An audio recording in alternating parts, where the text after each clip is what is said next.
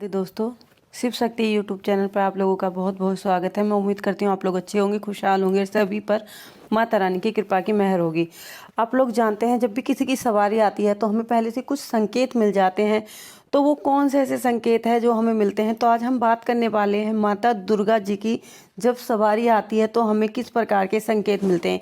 वैसे तो सवारी किसी भी चीज़ की हो, हर किसी के कुछ अलग संकेत होते हैं, कुछ अलग पहचान होती है, क्योंकि हर कोई इंसान या भगवान सेम नहीं होता है। उनमें कुछ ना कुछ अलग बदलाव होता है, अलग होते हैं, जब भी वो माँ या भगवान जी कहलाते हैं। तो दोस्तों, आज मैं आप लोगों को माँ भगवती के बारे में बताने जा रही हूँ। जो माँ दुर्गा की सवारी किसी के शीश पर आती है या मेरे शीश पर आती है तो मेरे साथ वो कौन से ऐसे अनुभव है जो मेरे साथ खुद स्वयं मेरे साथ घटते हैं। तो मैं आज आप लोगों के साथ वो ही अनुभव आप लोगों के साथ शेयर करने जा रही हूँ। तो सबसे पहले, अगर आप लोगों ने अभी तक भी मेरे चैनल को सब्सक्राइब नहीं किया है तो सबसे पहले जाके मेरे चैनल को लाइक शेयर सब्सक्राइब करना ना भूलें और बेल आइकन को ज़रूर प्रेस करें, जिससे कि मैं कोई भी नई वीडियो डालूँ तो उसका नोटिफिकेशन आप लोगों को सबसे पहले मिल सके। और दोस्तों, वीडियो पूरी सुनना, बीच में स्किप ना करना, कहीं ऐसा ना हो कोई इम्पोर्टेंट पॉइंट आपसे रह जाए। तो दोस्तों चलिए मैं शुरुआत करती हूँ वीडियो की। जैसा कि मैंने आपको टॉपिक में बताया कि माता दुर्गा की सवारी, जैसा कि आप लोग जानते हो माता दुर्गा की सवारी जब भी आती है, जिस भी व्यक्ति में आती है, जो उसका व्यवहार होता है वो बिल्कुल सौम्य हो जाता है, या उसका पहले जैसा भी था उसका बिहेवियर, मगर जब भी माता दुर्गा जी की सवारी उसके शीश पर या मेरी शीश पर आती है तो मेरे बिहेवियर में सौम्यता आ जाती है। और दूसरी बात, जब भी माँ दुर्गे की सवारी किसी के भी शीश पर आती है तो उसकी जो आवाज़ होती है उसमें एक मिठास, अजीब सी ही मिठास आ जाती है, मधुरता आ जाती है उसकी बोली में। समझो ऐसा लगता है कि वो बोल रहा है तो उसके मुंह से फूल झड़ रहे हों। वो किसी से भी कटुरता से बात नहीं कर सकता, वो बहुत मीठे स्वभाव में एक दूसरे से बातें करता है। और क्या चेंजेस आते हैं जब भी माँ दुर्गे की सवारी हमारे ऊपर आती है। तो इस बात का आप लोगों का विशेष ध्यान रखना चाहिए कि जब भी माँ दुर्गे की सवारी आती है तो पहला हमारा बिहेवियर चेंज हो जाता है। और जब भी जिसके शीश पर सवारी आनी होती है उसके अंदर अगर लेडीज़ के ऊपर ये आने होती है तो उसमें मातृगुण, मतलब मातृगुण में बच्चों के प्रति प्यार, वैसे तो माँ में हर किसी माँ में हर किसी लेडी में ये गुण भगवान ने स्वयं दिया है, मगर फिर भी अगर जब माँ की मेहर होती है तो ये जो गुण है ये बढ़ जाता है। उस टाइम ये होता है कि माँ सिर्फ अपने बच्चों की केयर करने के अलावा वो दूसरे संसारिक जीवों को भी उतना ही प्यार, उतना ही प्रेम देती है जितने कि वो अपने बच्चों को देती है। अगर किसी जेंट्स के सिर पर माता की सवारी आ रही है तो उनके अंदर भी यही चेंज हो जाते हैं। उनका बिहेवियर जो होता है उसमें मधुरता आ जाती है, दूसरों के प्रति दया भाव, प्रेम की भावना उत्पन्न हो जाती है और वो दूसरों से प्रेम करने लगता है। दूसरों के दुख वो अपना दुख समझने लगता है और वो सोचता है वो किस तरह से इस व्यक्ति के दुखों को कम कर सकता है, वो क्या करे। तो इस तरह के गुण हमारे अंदर आ जाते हैं। जब भी माता की सवारी आती है तो हमारा जो होता है, हमें श्रृंगार करने का मन करता है, मतलब आलता लगाने का मन करता है, 16 श्रृंगार करने का मन करता है, हाथों में भरी भरी चूड़ियाँ पहनने का मन करता है, क्योंकि जो माताएं होती हैं वो हमेशा 16 श्रृंगार करके रखती हैं।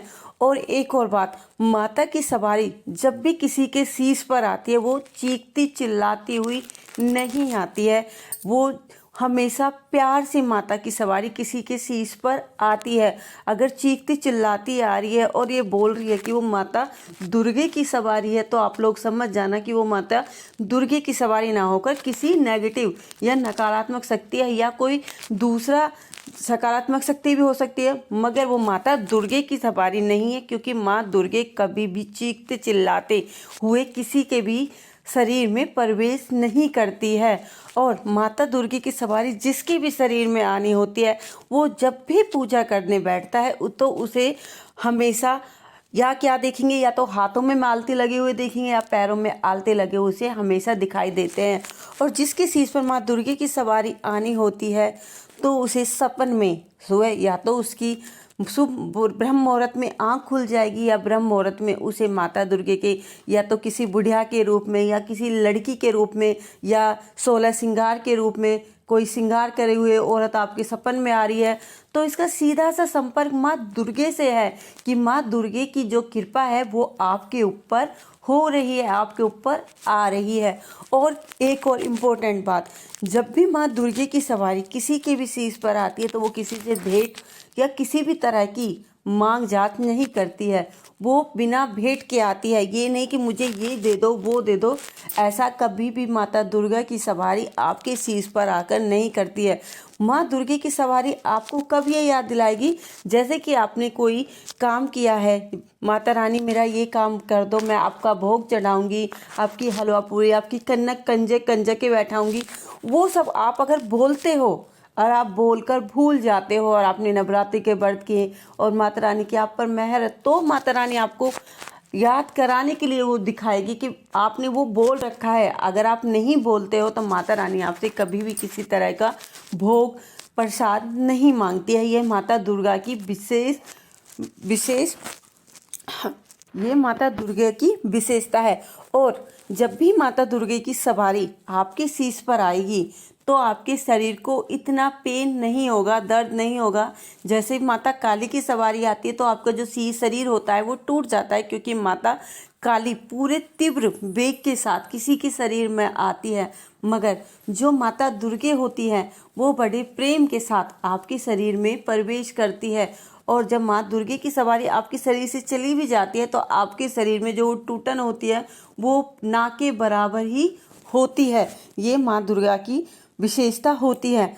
आप लोग बहुत लोग सेवा करते हो, सुबह शाम माता की जोत जलाते हो, दीपक जलाते हो, नवरात्रि में उनकी व्रत उपासना करते हो, मगर हर किसी पर माता की मेहर नहीं होती है, हर किसी के शरीर पर माँ की सवारी नहीं आती है। माँ की सवारी अपने गिने चुने भक्तों के शरीर पर आती है, भक्तों के शरीर पर ही माता अपना दर्शन देती है।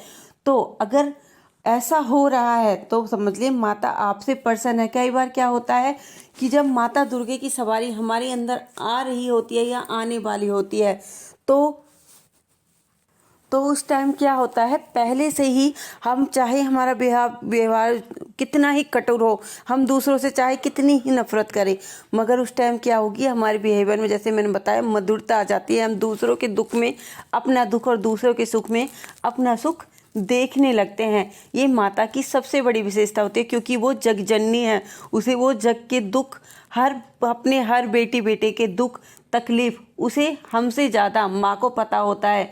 और माँ को ये भी पता होता है, लोग कहते हैं ना कि माँ ने मेरी नहीं सुनी, माँ सबकी सुनती है, पर किसी की देर से सुनती है तो किसी की जल्दी से सुनती है। क्योंकि ऐसा नहीं कि जो आप लोग भक्ति कर रहे हैं उसका ही फल मिलेगा, आपने जो पिछले कर्म में या इस कर्म में जो आपने अच्छे बुरे कर्म करे होते हैं उनका भी फल आपको इसी जन्म में भोगना पड़ता है।